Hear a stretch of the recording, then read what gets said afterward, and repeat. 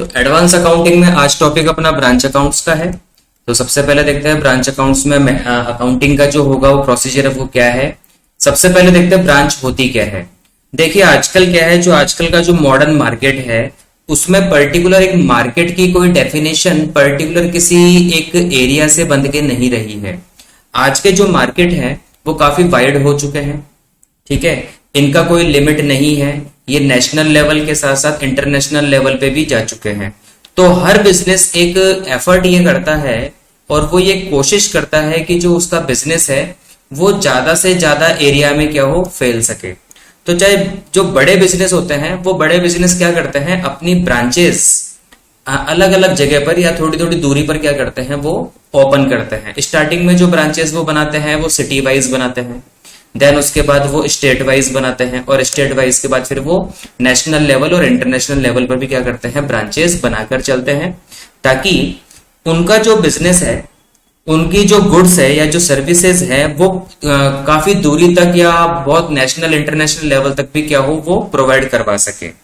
इसमें क्या होता है कि जो ब्रांचेस वर्क करती है उन पर पूरा कंट्रोल जो होता है वो मेन हेड ऑफिस का होता है, ठीक है। और कुछ ब्रांचेस ऐसी होती है जिनको हेड ऑफिस क्या कर देते हैं, इंडिपेंडेंट कर देते हैं, लेकिन वो कंप्लीट इंडिपेंडेंट नहीं होती है, ठीक है।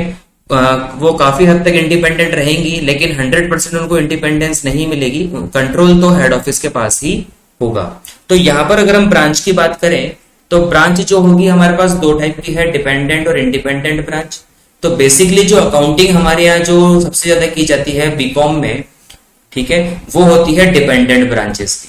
और अगर डिपेंडेंट ब्रांचेस के अगर हम मेथड की बात करें तो ये एक चार्ट आपके सामने है मेथड का। तो सबसे पहले जो डिपेंडेंट ब्रांच की जो अकाउंटिंग हम करते हैं वो करते हैं सबसे पहले ब्रांच डेटर्स मेथड्स के साथ, ठीक है। पहला मेथड है ब्रांच डेटर मेथड, फिर इसके केस 1, 2, 3, 4, ये 4 केसेस इसके होते हैं। उसके बाद स्टॉक एंड डेटर्स मेथड होता है। तो स्टॉक एंड डेटर्स मेथड में 2 केसेस हैं।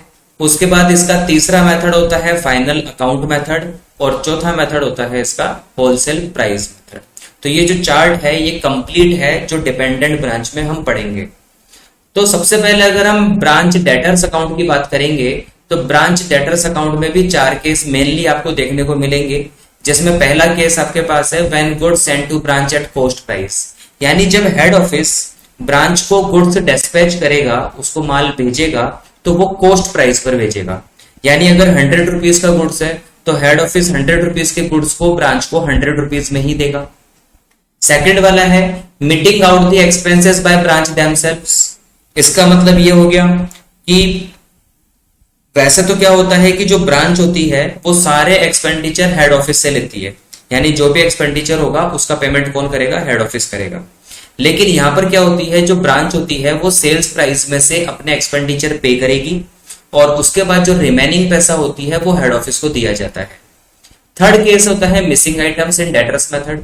तो ब्रांच डेटर्स मेथड में अगर कोई मिसिंग आइटम होता है तो हम उसका पहले ट्रीटमेंट करेंगे, बाद में ब्रांच अकाउंट बनेगा। और फोर्थ केस होगा when goods sent to branch at selling price, जिसको हम इनवॉइस प्राइस भी बोलते हैं। यानी यहां पर जो हेड ऑफिस है वो ब्रांच को जो गुड्स भेजेगा वो कॉस्ट प्राइस प्लस कुछ प्रॉफिट परसेंटेज जोड़ के भेजेगा, ठीक है, जिसका मेन मोटिव होता है कि हेड ऑफिस नहीं चाहता कि ब्रांच को एक्चुअल कॉस्ट प्राइस बताई जाए। तो यहां पर सबसे पहले जब ब्रांच डेटर्स मेथड की बात करते हैं तो सबसे पहले देखेंगे कि ब्रांच का फॉर्मेट क्या होता है, ब्रांच अकाउंट का फॉर्मेट क्या होता है। 2 साइड होंगे, डेबिट साइड लेफ्ट में, क्रेडिट साइड राइट में होगा, पर्टिकुलर अमाउंट के कॉलम होंगे। तो डेबिट साइड आप ऐसे याद रखोगे कि कोई भी अगर असेट्स में ओपनिंग बैलेंस होता है, यानी ब्रांच के पास अगर कोई भी ओपनिंग बैलेंस है किसी भी असेट्स का और हेड ऑफिस जो ब्रांच को दे रहा है वो सारा का सारा मैटर अपने डेबिट में आएगा। यानी डेबिट में 2 बातें आपको याद रखनी है, ओपनिंग बैलेंसेस और head office to branch.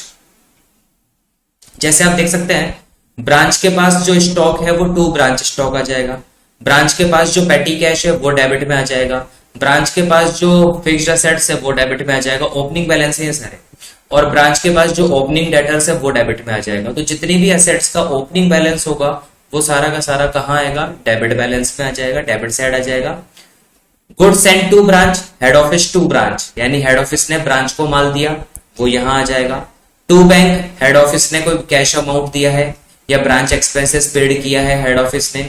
To cash, any cash remittance for petty expenses given by head office to the branch, that is also recorded in the debit side. ठीक है, तो इसमें केवल दो ही बातें आपको याद रखनी है। डेबिट साइड में सारे ओपनिंग बैलेंसेस और जो भी हेड ऑफिस ब्रांच को देगा वो डेबिट साइड आ जाएगा।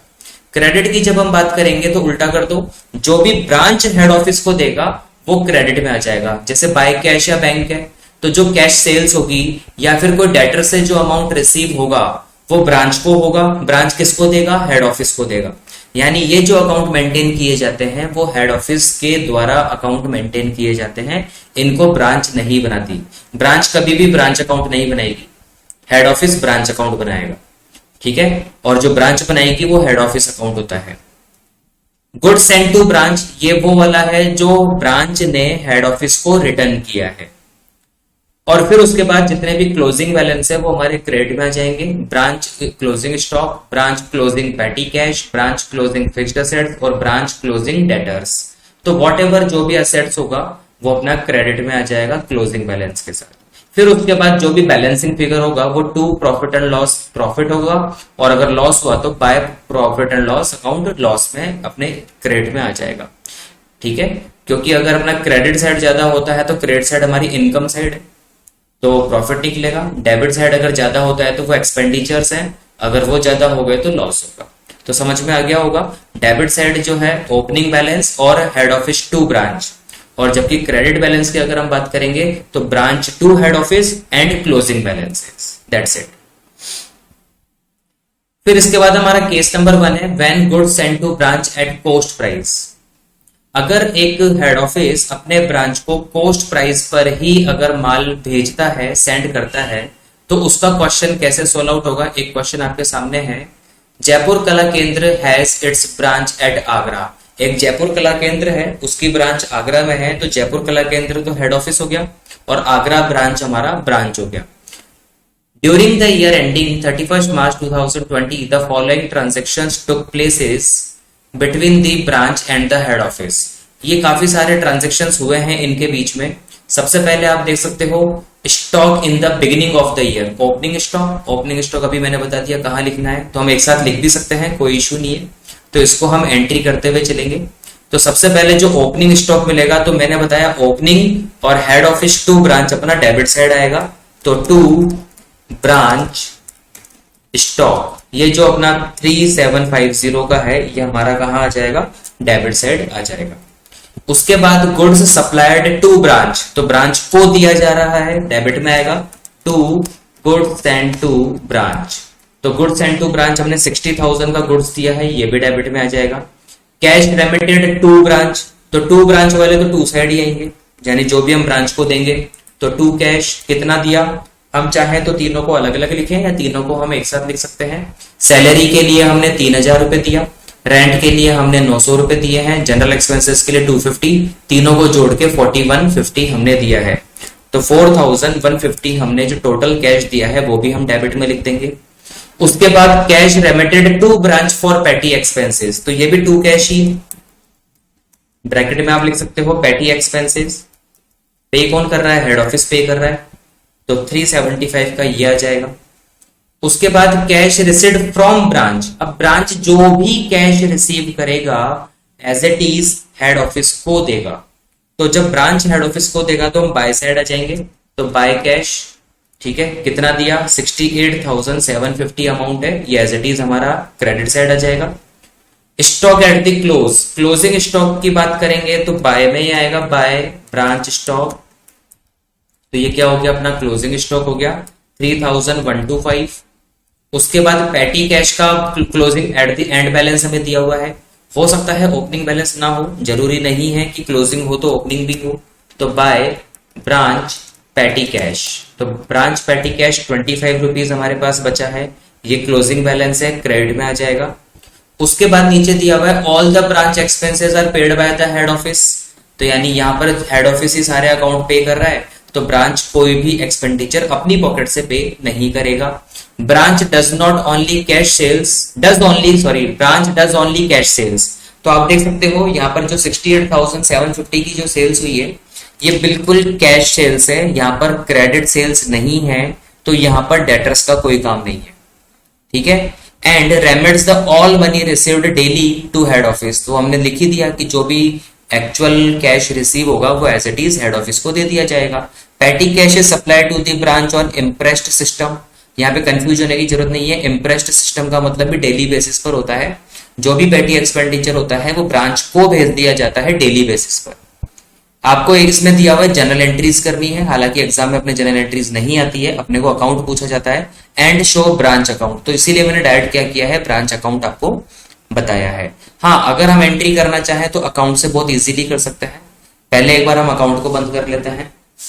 तो सारी एंट्रीज करने के बाद हम बैलेंस चेक करो, तो बैलेंस अगर आप देखेंगे तो क्रेडिट साइड का बैलेंस ज्यादा है, क्योंकि 68 + 3 अगर हम देखेंगे तो 71,000 अराउंड हो रहा है, जबकि यहाँ पर 60 + 3 63 + 4 67, तो अराउंड 67,000 का अमाउंट है। तो क्रेडिट साइड अपना ज्यादा है। तीनों का अगर हम टोटल करते हैं तो ये हो जाता है अपना 71,900, 71,900 इसका टोटल हो जाता है। और डेबिट का टोटल अगर हम इसमें से लेस कर दें, जो कि है 60,000 प्लस 3,750 प्लस 4150 प्लस और 375, तो टोटल अपने पास जो आता है 68,275, और इसको अगर हम 71,900 से लेस कर दें तो 3,625 रुपीज का हमें प्रॉफिट होता है, जिसको हम to profit and loss account से लिखेंगे, और इसका टोटल आ जाएगा 71,900। तो इस तरीके से ये अकाउंट हमारा कंप्लीट होता है, ठीक है। इसके बाद हम केस नंबर 2 की बात करेंगे। केस नंबर 2 आप देख सकते हो, केस नंबर 2 में आपके पास है meeting out the expenses by branch themselves, यानी कि यहां पर एक केस हमें दिया हुआ है कि अगर ब्रांच अपने एक्सपेंडिचर खुद पे करे, डेली बेसिस पर हेड ऑफिस से ना ले, तो फिर क्या होगा, ठीक है। तो इस केस में एक क्वेश्चन आपके सामने है, और इस क्वेश्चन के हिसाब से ही हम देखते हैं क्या करेंगे। तो ये बिल्कुल एक कॉमन सेंस वाली बात है कि अगर एक ब्रांच डेली सेल्स करती है और जो भी पैसा उसके पास आता है वो अगर पूरा का पूरा अगर वो हेड ऑफिस को दे देगी, तो वो खुद अपने एक्सपेंडिचर कैसे करेगी, ठीक है। तो इस केस में जो केस अपने पास है कि अगर ब्रांच अपने एक्सपेंडिचर खुद पे करती है, तो ब्रांच अपने एक्सपेंडिचर के लिए कैश कहां से अरेंज करेगी, तो वो सेल्स से अरेंज करेगी। तो सेल्स से जो भी अमाउंट उसको रिसीव होगा उसमें से वो अपने एक्सपेंडिचर पे करेगी, उसके बाद अपना बैलेंस रखेगी, अगर कुछ उसको बैलेंस रखना है तो पेटी कैश का। उसके बाद अगर कोई अमाउंट बचेगा तो फिर वो अमाउंट हेड ऑफिस को दिया जाएगा, ठीक है। ये क्वेश्चन में भी मेंशन होगा। फॉर एग्जांपल, मैसर्स साहित्य भवन Agra has a retail branch at Moradabad.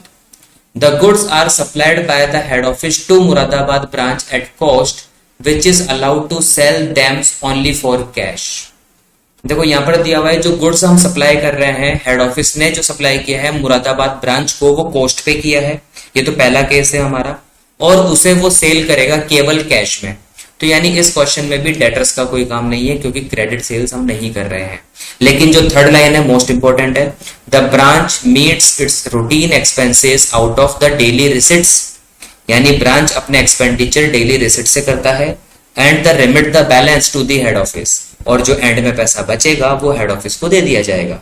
During 2020 the following transactions took place between the branch and the head office. सबसे पहले ओपनिंग स्टॉक दिया हुआ है, तो देखो यहाँ पे अगर हम अकाउंटिंग स्टार्ट करेंगे तो नॉर्मली जैसे हम अकाउंटिंग स्टार्ट करते हैं आप बिल्कुल वैसे ही अकाउंट स्टार्ट करें।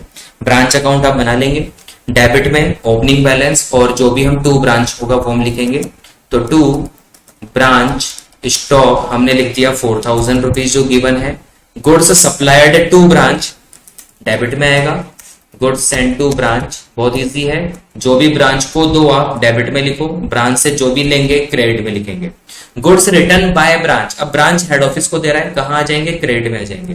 Bye goods send to branch, account एक ही ओपन होगा इसके लिए, रिटर्न के लिए भी सेंड के लिए भी, ठीक है। उसके बाद कैश सेल्स, अब क्या होता है कि अगर क्वेश्चन में ये नहीं दिया होता कि ब्रांच अपने एक्सपेंडिचर डेली रूटीन एक्सपेंडिचर अपने सेलिंग प्राइस से करेगी और बैलेंस जो है वो हेड ऑफिस को देगी, अगर ये नहीं होता तो कैश सेल्स का अमाउंट हम बाय कैश में लिख देते। हालांकि हम बाय कैश लिखेंगे लेकिन अभी इसका अमाउंट कंसिडर नहीं करेंगे, क्योंकि इस सेल्स अमाउंट में से पहले वो अपने एक्सपेंडिचर कट करेंगे, देन उसके बाद जो बैलेंस बचेगा वो यहां लिखा जाएगा। उसके बाद हमें दिया हुआ है कैश का क्लोजिंग बैलेंस, तो आपको पता है ब्रांच अकाउंट में कोई भी एसेट्स हो उसका ओपनिंग और क्लोजिंग बैलेंस दोनों लिखा जाता है। तो मैंने यहाँ पर बाय कैश को तो अभी मिसिंग छोड़ूंगा मैं अभी, लेकिन बाय ब्रांच कैश जो कि क्लोजिंग बैलेंस है 1800, वो यहाँ पे लिखना ही लिखना है, हमें लिखना ही लिखना है। ऐसे ही क्लोजिंग स्टॉक देखो हमें दिया हुआ है क्लोजिंग ऑन 31 दिसंबर 2800, तो ये भी अपना क्रेडिट में आएगा। तो बाय ब्रांच स्टॉक 2800, ये भी क्रेडिट में आएगा, ठीक है। The expenses made by branch were as follows, अब यहां पर टू कैश नहीं लिखना अपने को, क्यों नहीं लिखना, क्योंकि यहां पर हेड ऑफिस ब्रांच को पैसे नहीं दे रहा है, ब्रांच सेलिंग प्राइस में से जो कैश सेल्स आती है उसमें से वो पैसे कट करेगा। तो इसको भी आप छोड़ो अभी, यानी कि सैलरी का, टैक्स का और जनरल एक्सपेंसेस का जो पैसा है वो अभी क्या हो जाएगा, वो सेलिंग प्राइस में से जो कैश सेल्स था उसमें से कट होके आएगा। फर्नीचर बिगिनिंग में कितना है 6000 का, तो बिगिनिंग वाला तो डेबिट में आएगा, तो टू ब्रांच फर्नीचर 6000 रुपए, और मशीनरी बिगिनिंग है तो ये भी डेबिट में आएगा, टू ब्रांच मशीनरी 4000 रुपीज। अब ऑब्वियस बात है ये दोनों फिक्स्ड एसेट्स है, ये दोनों फिक्स्ड एसेट्स हैं, तो अगर ये ओपनिंग में है तो क्लोजिंग में भी होंगे, ठीक है। तो इनको क्लोजिंग में भी हमें लिखना है, तो यानी कि बाय साइड ये भी आएंगे बाय ब्रांच फर्नीचर, लेकिन अगर इन पे कोई डेप्रिसिएशन हुआ तो वो लेस होके आएगा, और बाय ब्रांच मशीनरी भी आएगा, क्योंकि दोनों फिक्स्ड एसेट्स हैं तो दोनों बिल्कुल एक साल में खत्म नहीं हो सकते। तो 6000 की फर्नीचर है, माइनस अगर कोई डेप्रिसिएशन हो तो नीचे दिया हुआ है चार्ज डेप्रिसिएशन @4%, ठीक है, ऑन फर्नीचर एंड मशीनरी। तो फर्नीचर और मशीनरी पे हमें 4% डेप्रिसिएशन लगाना है, तो 6000 का 4% आप लगा देंगे 240 रुपीज होगा, जो कि 5760 हमारे पास रिमेनिंग बचेगा। इसी तरीके से जो मशीनरी है हमारे पास वो 4000 रुपीज की है, इसका भी 4% 160 रुपीज होता है, वो आप लेस कर देंगे, 3840 हमारे पास बैलेंसिंग फिगर बचेगा। लास्ट में एक लाइन और है, besides head office incurred 1400 on branch advertisement, head office ने टू कैश पे किया है फॉर ब्रांच एडवर्टाइजमेंट। तो अगर हेड ऑफिस कोई भी खर्चा करेगा ब्रांच के लिए डेबिट में आएगा, तो 1400 का जो एक्सपेंडिचर है वो डेबिट में आ जाएगा। बस आपको ब्रांच अकाउंट बनाना है, तो अब यहां पर हम P&L नहीं निकाल सकते क्योंकि एक अकाउंट हमारा जो बाय कैश है वो अभी भी मिसिंग चल रहा है। इसके लिए हमें वर्किंग नोट बनाना होगा, और वर्किंग नोट में हम बनाएंगे मेमोरेंडम कैश अकाउंट। ये मेमोरेंडम कैश अकाउंट कौन प्रिपेयर करेगा, मेमोरेंडम कैश अकाउंट ये प्रिपेयर करेगा प्रिपेयर्ड बाय ब्रांच। ब्रांच ये बोलेगा क्योंकि ये कैश अकाउंट है, रियल अकाउंट है, और रियल अकाउंट का रूल क्या होता है, what comes in debit what goes out credit. तो टू सेल्स, सेल्स में पैसा आया तो ब्रांच के पास पैसा कितना आया हम क्वेश्चन में देख सकते हैं।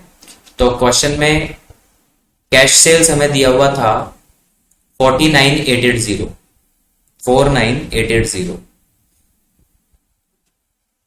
तो 49880 तो हमारा डेबिट में पैसा आया, उसमें से कितना पैसा जो है वो एक्सपेंडिचर में पे करेंगे तो वो देखते हैं।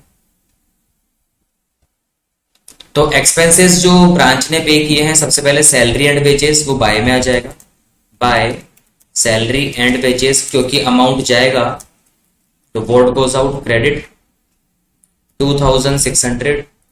उसके बाद बाय टैक्सेस एंड इंश्योरेंस, इसका पे कर दिया है 2080 रुपीज। उसके बाद बाय जनरल एक्सपेंसेस, तो जनरल एक्सपेंसेस के पे कर दिए हैं 3400। उसके बाद कोई इसने बैलेंसिंग फिगर अपने पास रखा हो तो वो रख लीजिए, तो by balance CD. Closing balance भी रखा था इसने अपने पास 1800 रुपए का, 1800 का। ठीक है, इतना करने के बाद जो भी पैसा बचेगा वो बाय हेड ऑफिस को दे दिया जाएगा बैलेंसिंग फिगर। यानी जो भी उसको सेल्स हुआ 49880 का, उसमें से 2600 का उसने सैलरी पे कर दिया, 2080 रुपीज का टैक्स पे हो गया, जनरल एक्सपेंसेस 3400 के हो गए, 1800 उसने अपने पास रखा है बैलेंसिंग फिगर के लिए। तो बाकी जो बचेगा 40,000 बचेगा, ये 40,000 हेड ऑफिस को दे दिया जाएगा और टोटल आ जाएगा 49,880। तो ऊपर जो अकाउंट हम बना रहे थे ब्रांच अकाउंट, उसमें जो बाय कैश है वो 40,000 हेड ऑफिस ने रिसीव किया है ब्रांच से, ना कि 49,880। तो ये केवल एक छोटा सा चेंजेस है इसके लिए। उसके बाद हम इस अकाउंट को बंद करेंगे। तो देखो डेबिट या क्रेडिट में अपन टोटल लगाएंगे तो क्रेडिट का टोटल ज्यादा है, इन सबको आप ऐड करेंगे 400, 40,000, 1800, 2800, 57, 60 और 3840, तो आपका टोटल आ जाएगा यहाँ पे 54,600 और 54,600 डेबिट में आना चाहिए। इन सबको आप ऐड करो, 54,600 में से लेस कर दो, तो 3,200 बैलेंसिंग फिगर बचेगा, जो कि आपका होगा प्रॉफिट एंड लॉस, P&L होगा, यानी कि प्रॉफिट ही बोलेंगे। ठीक है, इस तरीके से ये पूरा अकाउंट प्रिपेयर किया जाएगा अगर ब्रांच अपना एक्सपेंडिचर खुद पे करती है तो। दो केस हमारे यहाँ पे क्लियर हो चुके हैं। एक केस की और हम बात करेंगे, केस नंबर 3, मिसिंग आइटम इन डेटर्स मेथड। अगर किसी क्वेश्चन में कोई वैल्यू मिसिंग है तो हम क्या करेंगे। देखो क्वेश्चन पढ़ के ही हमें समझ में आ जाएगा कि कोई वैल्यू इसमें मिसिंग है भी या नहीं। तो Sanjay boots Delhi had it branch at Ajmer. जो संजय बूट दिल्ली में है ये हेड ऑफिस है, इसकी ब्रांच अजमेर में है। The goods are supplied at cost, यानी कॉस्ट वाला ही मैटर हमारा चल रहा है, by the head office and the branch sell them for sale as well as credit, cash as well as credit. तो जो ब्रांच है वो गुड्स को सेल कर सकती है, कैश में भी कर सकती है और क्रेडिट में भी कर सकती है। तो यहाँ पर कैश सेल्स तो है ही, क्रेडिट सेल्स भी है, तो आपको डेटर्स देखने को मिलेगा। ठीक है, और पता है डेटर्स क्या होते हैं, हमारे करंट असेट्स होते हैं, जो ओपनिंग में भी हो सकते हैं, क्लोजिंग में भी हो सकते हैं। The following transactions took places between the head office and the branch in 2020। Opening balance हमें दिया हुआ है स्टॉक का, डेटर का और पैटी कैश का। क्लोजिंग बैलेंस हमें दिया हुआ है स्टॉक और पैटी कैश का, यानी कि डेटर का क्लोजिंग बैलेंस नहीं है हमारे पास। तो हो सकता है, कंफर्म नहीं है, हो सकता है कि डेटर्स का क्लोजिंग बैलेंस मिसिंग हो।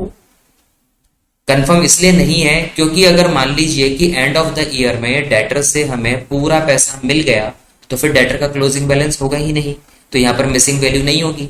लेकिन फिर भी हमें श्योरिटी नहीं है, तो हमें पहले इसको चेक करना होगा कि डेटर का क्लोजिंग बैलेंस निकलेगा या नहीं निकलेगा। देन उसके बाद ब्रांच अकाउंट क्या होगा, कंप्लीट होगा। लेकिन पहले हम क्या करेंगे, जैसे स्टार्ट करते हैं बिल्कुल वैसे ही करेंगे। तो सबसे पहले हमारे पास दिया हुआ है यहाँ पे opening balances. Opening balances debit से स्टार्ट होते हैं, टू ब्रांच स्टॉक, ये आ गया अपना 3000, टू ब्रांच डेटर्स, ये आ गया अपना 1500, उसके बाद टू ब्रांच पैटी कैश, ये आ गया 15 रुपीज। क्लोजिंग बैलेंस हम बाय में लिख देंगे, लेकिन उसको बाद में लिखेंगे, पहले अपन कैश वगैरह का काम करेंगे। गुड्स सप्लाइड टू ब्रांच 10,500, तो गुड्स सप्लाइड टू ब्रांच ये भी अपना डेबिट में आएगा, to goods send to branch 10,500। उसके बाद सेल्स हमारे पास दो हो रही है, क्रेडिट सेल्स और कैश सेल्स। तो ऑब्वियस बात है यहां पर कहीं नहीं लिखा हुआ है कि ब्रांच अपने एक्सपेंडिचर खुद पे करती है, तो जितना भी कैश होगा वो पूरा का पूरा हेड ऑफिस को दिया जाएगा। ठीक है, क्योंकि यहां पर आप देख सकते हो cash sent for branch expenses अलग से दिया हुआ है, यानी ब्रांच के खर्चों के लिए हेड ऑफिस ने कैश अलग से भेजा है।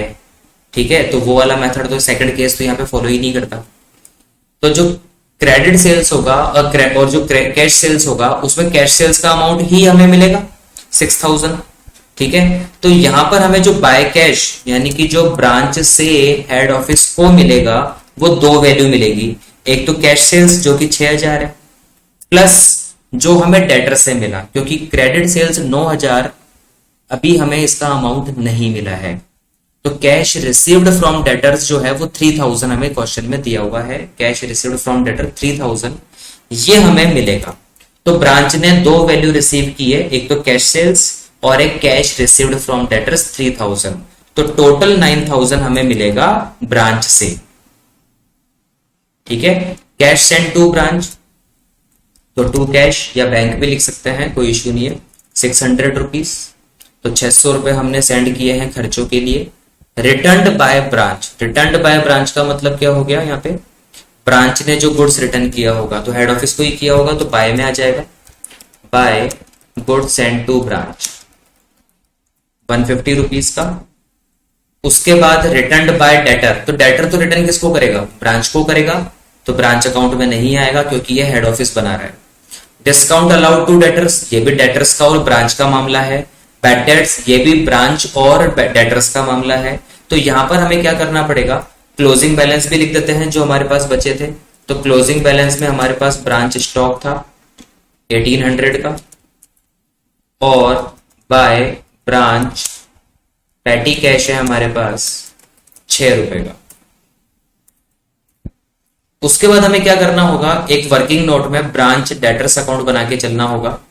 इस डेटर अकाउंट से पता चलेगा कि इसमें कोई क्लोजिंग बैलेंस है भी या नहीं। ठीक है, तो सबसे पहले ये जो ट्रांजेक्शंस है, इन ट्रांजेक्शंस से हमें क्या करना पड़ेगा, डेटर्स अकाउंट बनाना है। तो सबसे पहले डेटर भी हमारे असेट्स होते हैं तो डेबिट से ही शुरू करेंगे। ठीक है, यानी डेबिट में जब असेट्स इंक्रीज होगा और क्रेडिट में जो डेटर्स हमारे डिक्रीज होंगे। तो टू बैलेंस बीडी, सबसे पहले ओपनिंग बैलेंस डेटर्स का हमें दिया हुआ है 1500।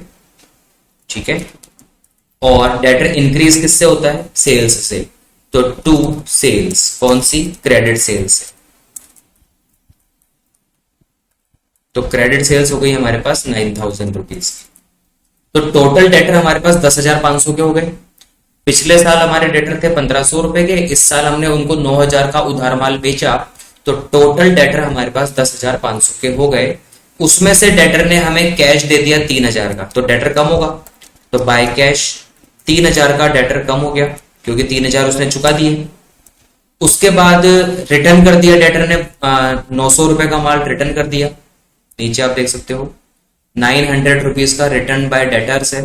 तो 900 रुपए का माल अगर वो रिटर्न करेगा तो उसको सेल्स रिटर्न बोलते हैं। तो सेल्स रिटर्न की वजह से 900 रुपए का बिल और कम हो गया।